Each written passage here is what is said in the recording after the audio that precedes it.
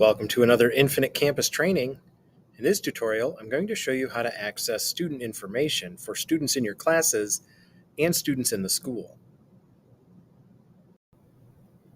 So from the side menu, I'm in curriculum right now. If I go to the next submenu underneath that, it's students, and I have roster, advisory, attendance, class serve, and so on.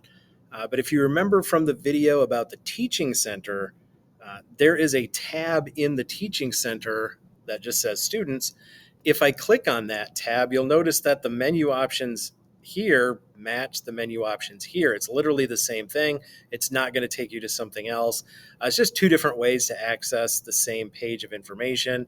So whatever you were looking for in the menu is going to be available to you if you're already in that class in the teaching center. So that's just more ways to access the same thing. If you remember which way to do it and how many different ways there are, maybe you'll remember which way is the quickest based on where you're already at. Just several different ways to access the same information.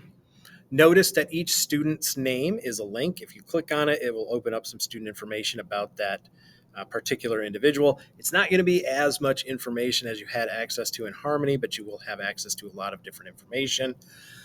If you want to look up information on a student who is not in any of your classes currently, you're going to want to go to this little magnifying glass.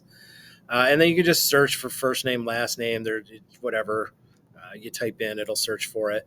And that will help you find information on students who are no longer in your class, will be joining your class, whatever. Thank you for watching another Infinite Campus tutorial.